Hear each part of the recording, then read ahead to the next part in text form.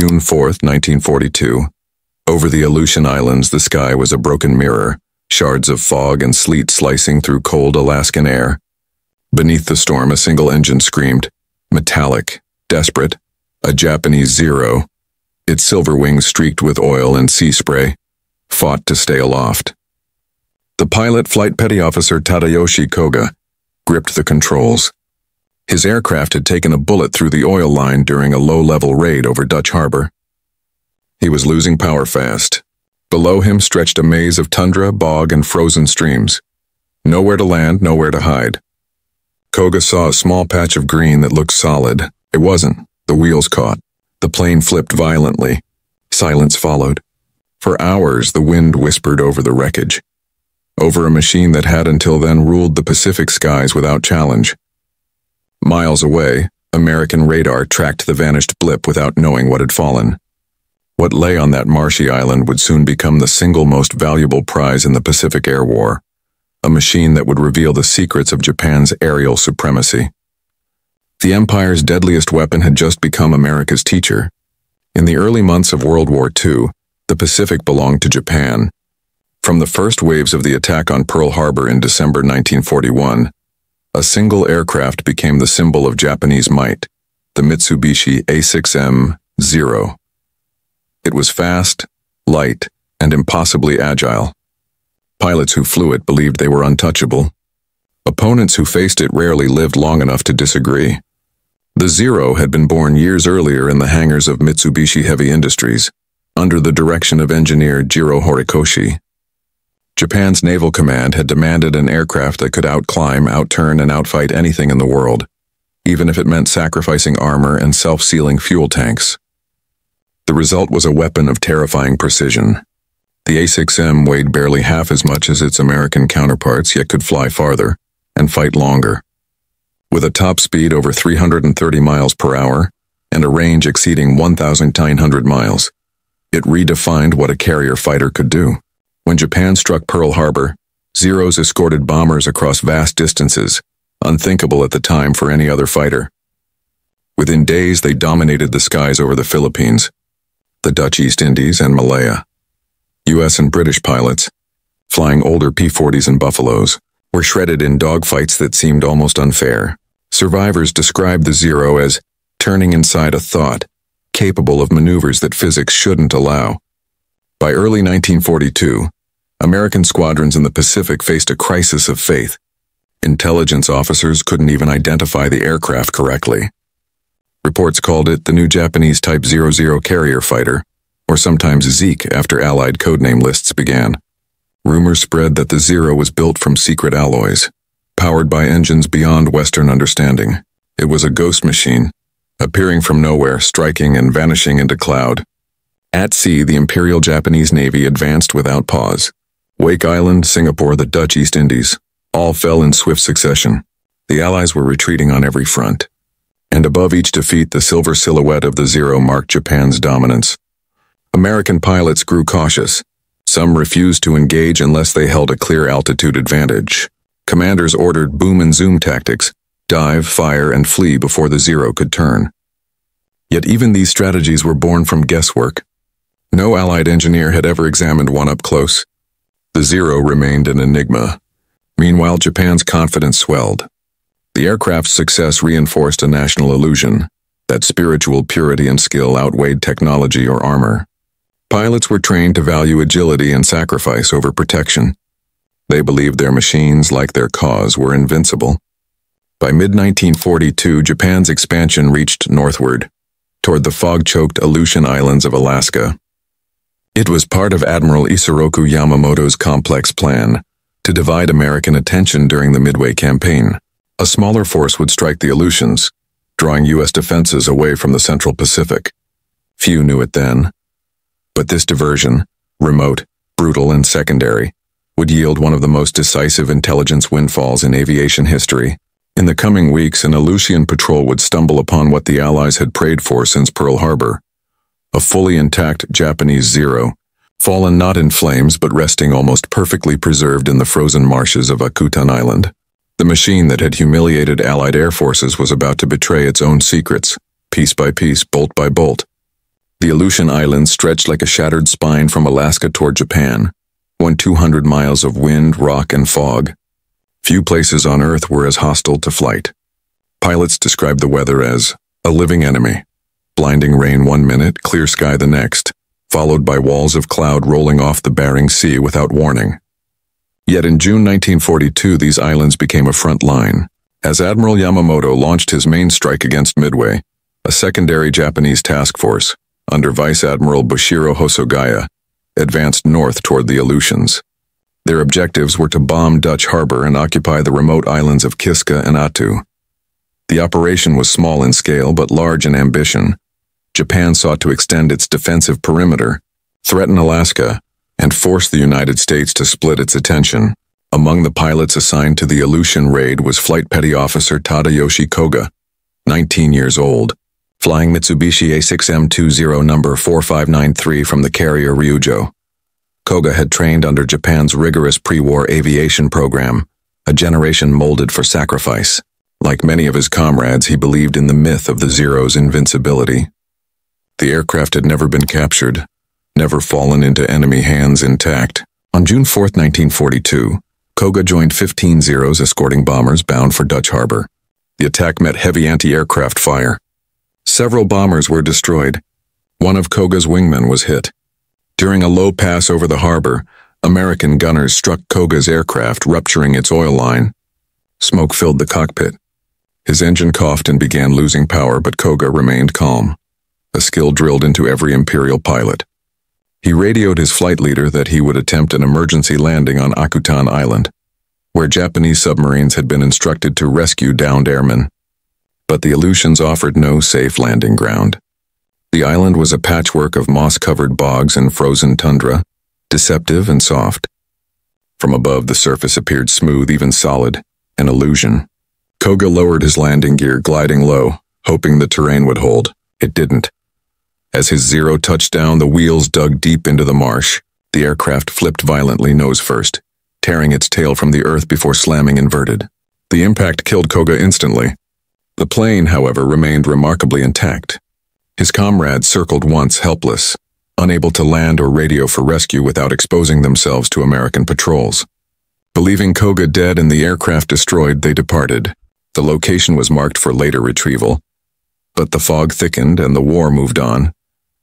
The Japanese never returned. For over a month, the wreck of 04593 lay hidden, a silver ghost resting half-buried in a field of green mud. Its aluminum skin reflected the dull Arctic light, its propeller blades bent but unbroken. Koga's body still strapped inside, preserved by the cold. Then, on July 10, 1942, an American Navy PBY Catalina patrol plane spotted something unusual glinting from the tundra. The crew circled and descended for a closer look. What they found was beyond belief. A fully preserved Japanese Zero, not wreckage, not fragments, but a complete machine. A salvage team from Dutch Harbor was dispatched immediately. Engineers, mechanics, and intelligence officers arrived by amphibious aircraft, trudging through knee-deep bogs to reach the site. They carefully freed Koga's remains and secured the plane, recognizing its extraordinary value. The Zero was dismantled and transported under heavy guard to the naval base at Dutch Harbor, then to North Island, San Diego, the home of U.S. Naval Air Station Test Command. For the first time since the Pacific War began, America had its hands on Japan's greatest secret. And with that discovery, the balance of the air war began to tilt, though few yet realized how deeply this single aircraft would change everything that followed. To understand the impact of the Akutan Zero, one must first grasp what it represented. Not merely an aircraft, but an idea of invincibility. In 1942, the Japanese Zero was more than a fighter. It was a symbol of Japan's imperial momentum, a tool of psychological warfare that extended far beyond its physical reach. From the human perspective, the story was built on faith and fear. For the Japanese, the Zero embodied mastery and discipline. Pilots were selected through brutal filtering. Only the best survived training. They were taught that the aircraft, when flown with devotion and instinct, could outfight any opponent. Many internalized that belief as a kind of spiritual truth. To fly the Zero was to become one with it. The machine demanded precision and offered transcendence. For Allied pilots, that same belief cut in the opposite direction. Reports from the Philippines and the Coral Sea described hopeless dogfights where American planes were turned inside out in seconds. U.S. flyers grew accustomed to seeing formations shredded before their eyes. The Zero seemed to defy mechanical limits, climbing at impossible angles, looping effortlessly behind heavier fighters. Pilots returning from missions carried a haunted look, not of defeat but of disbelief. Each encounter reinforced the myth. Japan's aircraft were faster, lighter, and superior in every way. This myth spread through Allied bases like a contagion. Even intelligence officers in Washington struggled to correct it, lacking physical evidence to prove otherwise. Analysts debated blueprints, sketches, and half-burned wreckage recovered from Pacific jungles, trying to deduce the Zero's composition. Every scrap of data was speculation. Tactically, the Zero's dominance reshaped the Pacific Air War. Its design philosophy prioritized agility over protection, an approach utterly foreign to Western engineers. The aircraft's thin skin and lightweight frame gave it unmatched maneuverability, but left it dangerously vulnerable to gunfire. Yet the Japanese compensated through doctrine. Attack first, strike fast, never get hit.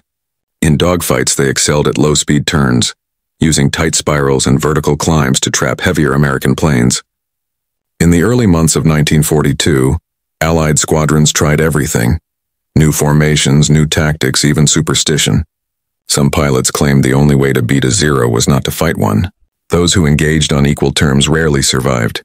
The U.S. Navy issued blunt orders. Never turn with a Zero. The problem was no one yet knew why. At the psychological level, the loss of the Akutan pilot carried a paradoxical weight. Tadayoshi Koga died believing he had failed. Another casualty of mechanical fate in a distant fog. But in death, his aircraft became the most valuable corpse of the Pacific Air War. Without intending to, Koga handed his enemies the blueprint to dismantle Japan's aerial dominance. When American engineers first examined the recovered Zero, their reactions bordered on reverence. The aircraft's craftsmanship was flawless, rivets aligned with mathematical precision. Control surfaces responded with a fluidity unseen in Western fighters. The plane was light to the point of disbelief, nearly delicate, its aluminum skin thinner than a coin.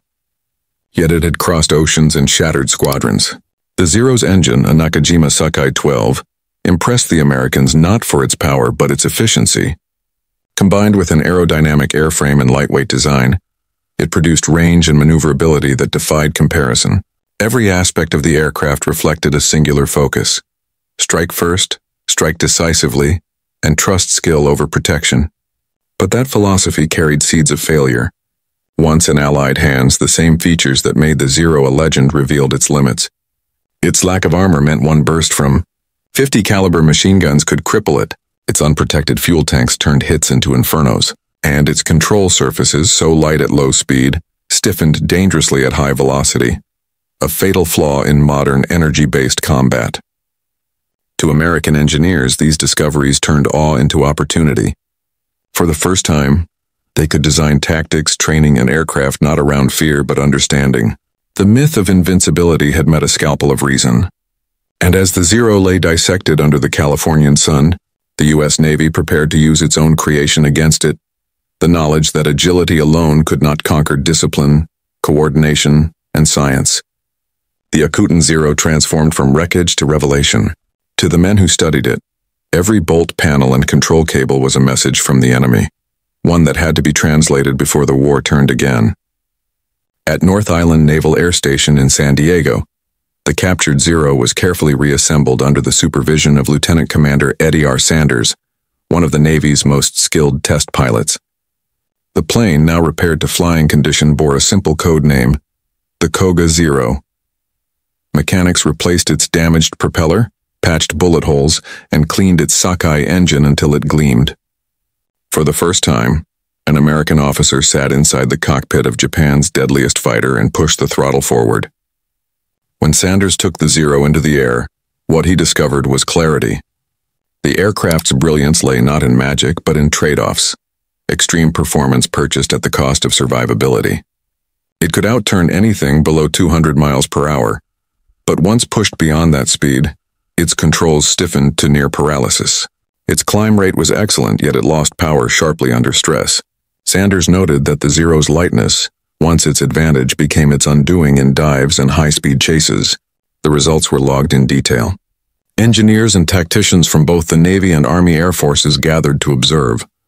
They watched, took notes, and ran comparative trials against American aircraft. The F-4F Wildcat, the P-40 Warhawk, later the F-6F Hellcat and F-4U Corsair. The lessons were immediate and transformative. The key to defeating the Zero was not building a faster aircraft, it was learning how to fight differently.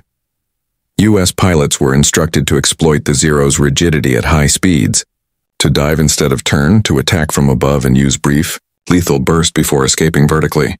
The Zero could never follow them there. The concept became the cornerstone of boom and zoom tactics, a doctrine that emphasized energy retention, altitude control, and teamwork over individual maneuvering. Leadership absorbed the implications quickly. Admiral Chester Nimitz's staff distributed reports across all Pacific commands. Fighter squadrons were drilled on new engagement rules. Every pilot received the same message: never fight the Zero on its terms. Speed was armor. Patience was survival. Technologically, the Akutan discovery accelerated America's design evolution. Aircraft that had been considered adequate were now redesigned to specifically counter Japan's fighter. The Grumman F-6F Hellcat, then in prototype phase, incorporated thicker armor, a more powerful engine, and greater high-speed control, directly informed by the Zero's limitations. When it entered service in 1943, the Hellcat would prove devastatingly effective. Its pilots later achieved kill ratios exceeding 10-to-1 against Japanese aircraft. The lessons extended beyond engineering. The U.S. Navy's tactical training programs were rewritten, emphasizing discipline and formation over instinct. Pilots were told to treat the Zero not as a myth but as a machine, predictable, finite, conquerable. The fog of fear that had haunted early Pacific air battles began to clear. Meanwhile, Japan remained unaware of the capture. For months, Imperial Navy intelligence believed Koga's aircraft had been destroyed. They could not imagine that one of their prized Zeros now flew under American hands in California skies. When Allied pilots began exploiting new tactics later that year, Japanese commanders assumed coincidence, not compromise. Their confidence persisted even as losses mounted. Yet beneath the surface, Japan's own production lines were stagnating. Limited resources and material shortages prevented the evolution of the Zero. Engineers proposed heavier variants with armor and self-sealing tanks, but each attempt sacrificed the agility that defined the aircraft. The Empire was trapped in its own perfection, unable to move forward without breaking the very myth it had built. Morally, the episode exposed the fragility of faith in machines. For the Japanese Air Service, the Zero had become a national icon, elevated beyond criticism. But technology obeys physics, not ideology. Once the enemy understood its laws, the illusion of superiority dissolved. The Akutan Zero reminded both sides of a brutal truth. Knowledge, not courage, decides wars. For the United States, that lesson carried momentum. Pilots who once feared engagement now hunted confidently, using intelligence rather than instinct. Combat reports shifted tone, from desperation to control. The Pacific sky, once ruled by the curved wings of the Zero, began to tilt toward American contrails and disciplined formations. Every test flight, every datasheet from San Diego fed into a machine of adaptation. From that captured fighter emerged new doctrine, new design, and ultimately the turning of a war. And as engineers closed their notebooks and mechanics powered down the test stands, a quiet understanding took hold among them. The crash in the Aleutian fog had not been a random accident. It was the pivot on which Pacific air supremacy would turn. By late summer 1942, the Akutan Zero had become more than an engineering curiosity. It was the pulse of a new strategy. Every squadron commander who studied its flight data saw the same truth. The weapon that had terrorized the Pacific could be broken. What began in the fog of Alaska was now reshaping how America fought. At North Island, the reassembled Zero took to the air almost daily. Lieutenant Commander Eddie Sanders performed 24 test flights in total, each one designed to map the aircraft's limits. The results circulated in classified memoranda marked confidential, priority transmission to Pacific commands. Sanders' own words were blunt. The Zero is dangerous only if allowed to dictate the terms of the fight. Deny it that and it dies quickly. Across the Pacific, pilots began to see proof. In the Solomon Islands, U.S. Marine and Navy squadrons flying F-4F Wildcats and P-38 Lightnings started applying the new doctrine. When a Zero turned tightly, American pilots refused the duel. Instead, they dove, hard and fast, then climbed to altitude, conserving energy while the Zero stalled below. These were not instinctive maneuvers. They were learned responses, crafted from the Akutan data. In September 1942, the Battle of the Eastern Solomons offered one of the first real tests. Japanese Zeros from the carrier Shokaku met U.S. fighters protecting Task Force 61. Early in the war, such an encounter would have been suicide for the Americans. This time it wasn't. Pilots executed their new training precisely. They climbed, struck once, and withdrew before the Zeros could recover speed. Loss ratios shifted dramatically, a sign that the tide long held back had begun to move. The intelligence born of that single crash spread like quiet fire through Allied command. At Pearl Harbor, analysts compiled new recognition manuals. Pages detailed every dimension of the Zero: wing load, roll rate, stall speed, dive angle. Even bullet trajectory studies were rerun, showing where to hit and when to disengage. The myth of the indestructible Japanese fighter evaporated under mathematics. While the data transformed tactics, its psychological impact was equally profound. Pilots who had once whispered about invincible Japanese wings now spoke in terms of equations and angles. Fear gave way to confidence, the kind born from understanding, not bravado. American instructors emphasized that the Zero's greatest strength, its lightness, was also its greatest weakness. Every flight training briefing ended with the same command: fight smart, not brave. Meanwhile, back in Japan, the Imperial Navy continued to pour faith into the aircraft that had carried it through the first 6 months of victory. The lessons from Aleutian winds never reached Tokyo. Engineers were already struggling to adapt production to a resource-starved economy.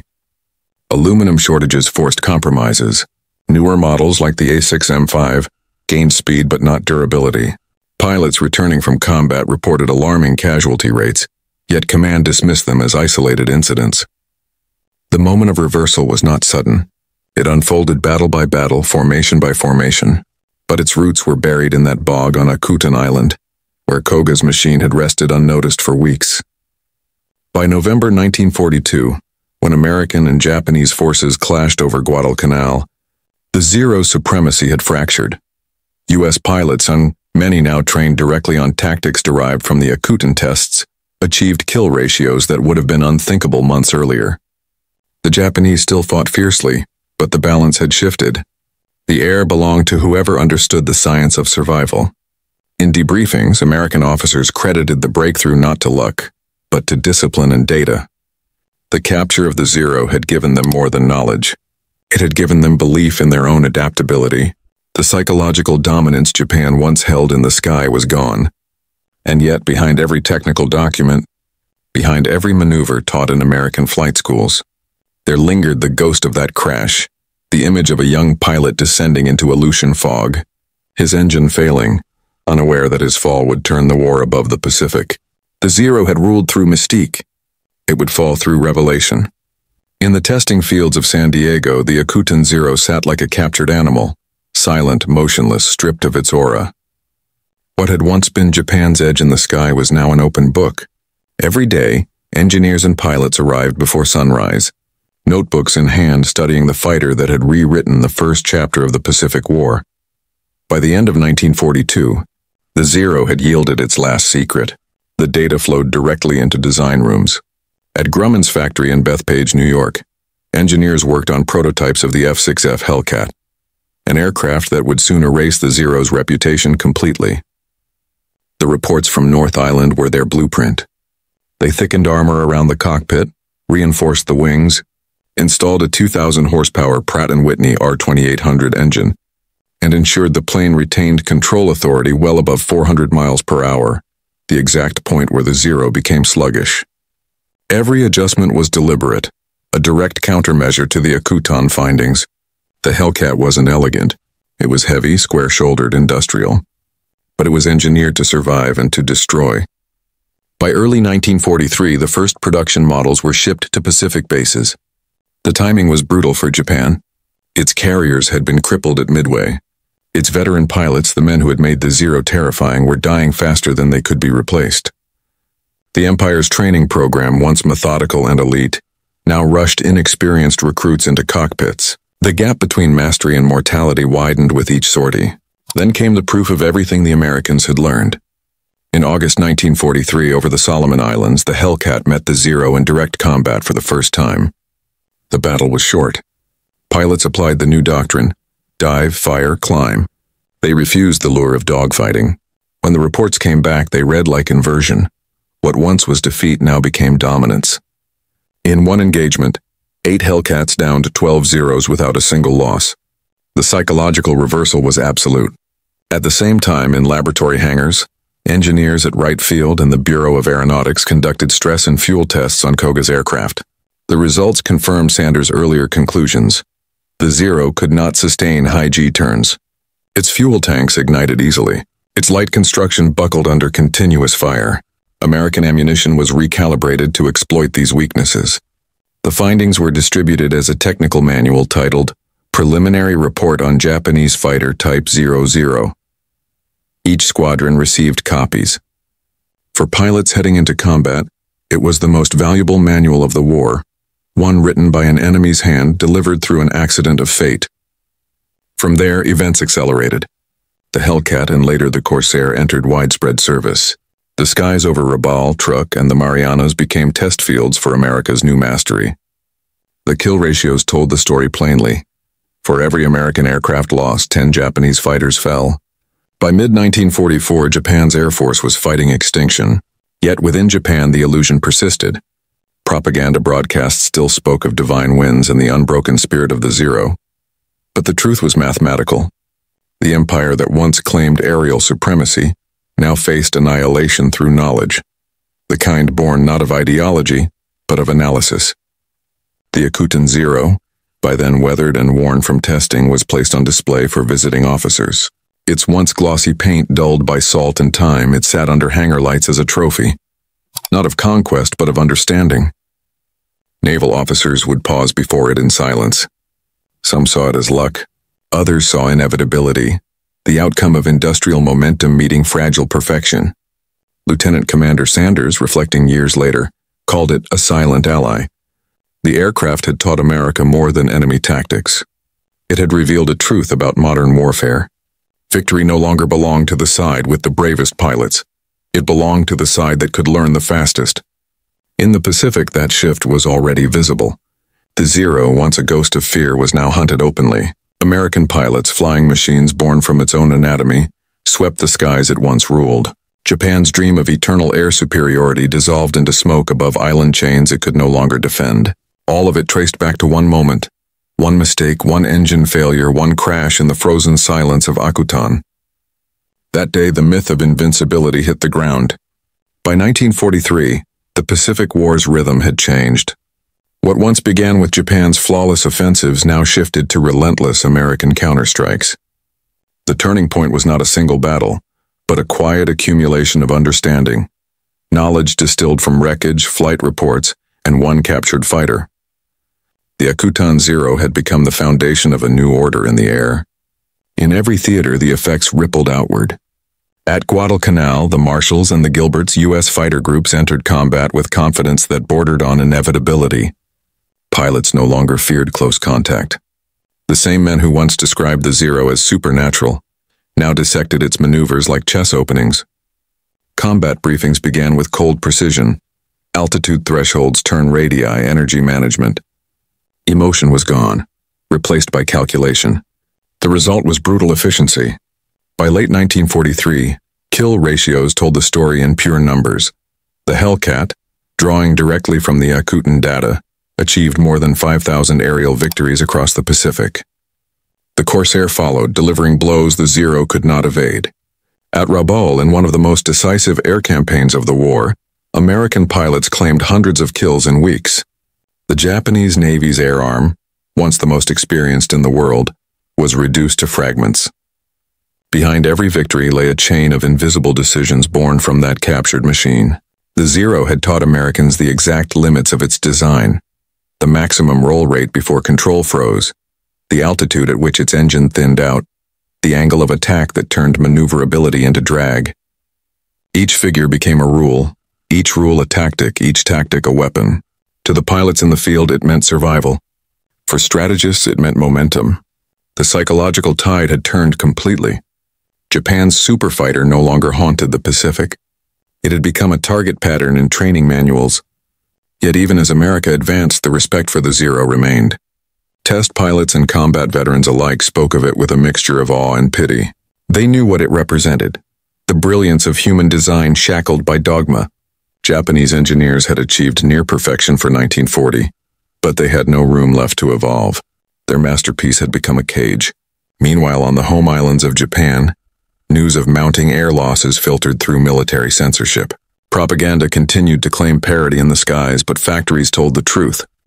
Production shifted desperately from quality to quantity. Younger and younger pilots were sent out, often with fewer than 100 flight hours, into aircraft that were no longer competitive.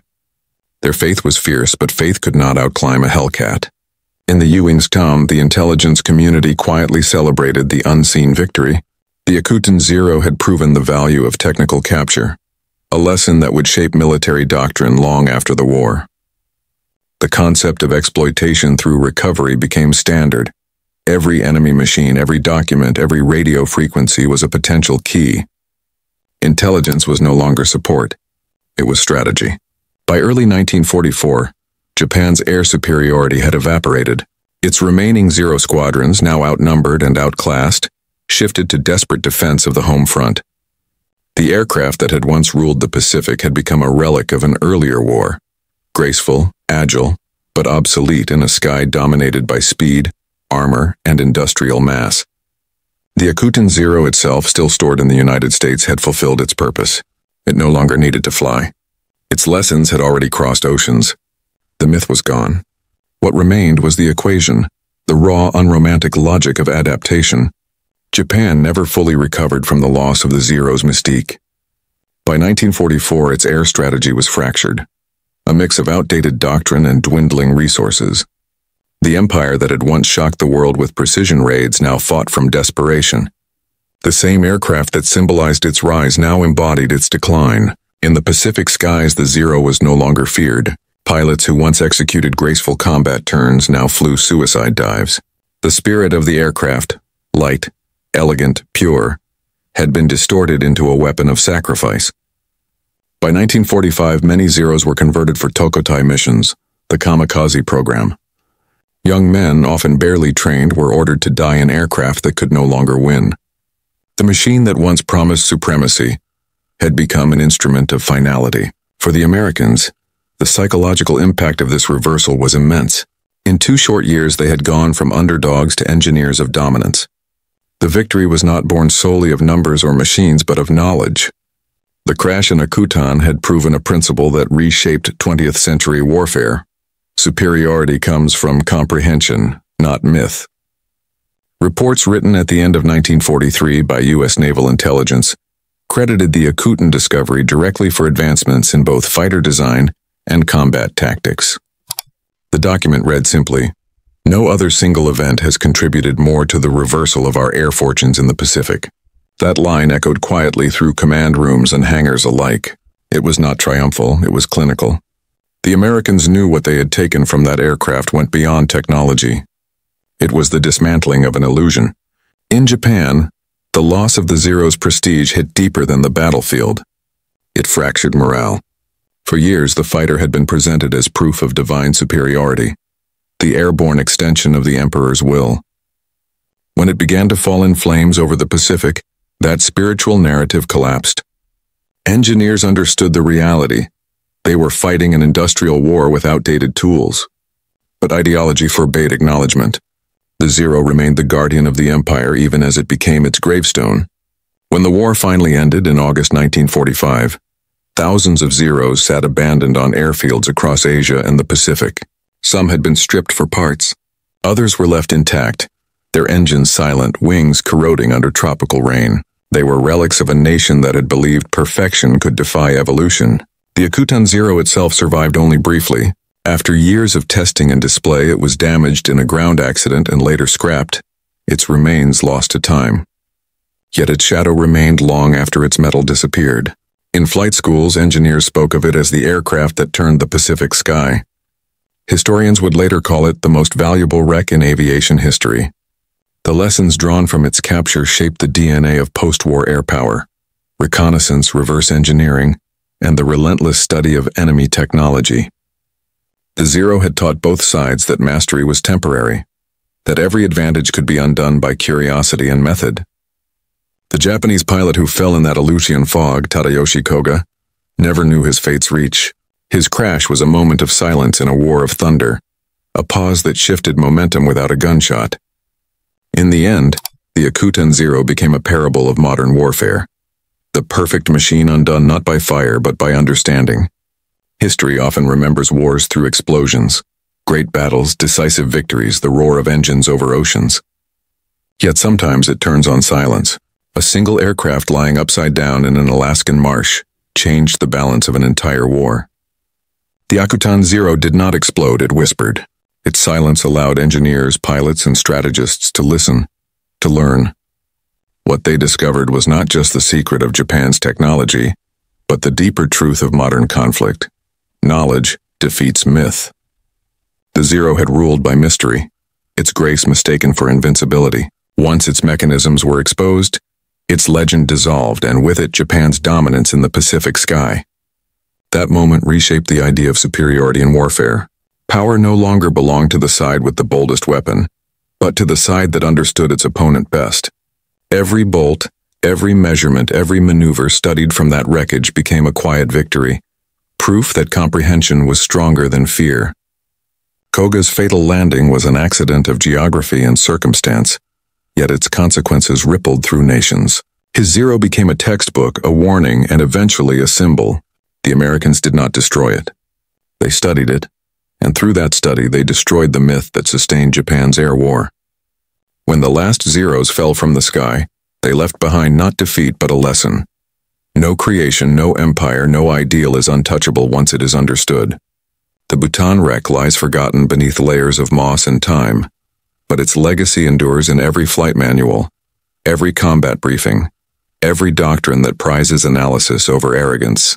In the end, it was not a bomb, a fleet, or a general that broke Japan's aerial supremacy. It was the quiet persistence of inquiry. The Pacific War turned when America stopped fearing the Zero and started understanding it, and that understanding began with one crash in the fog.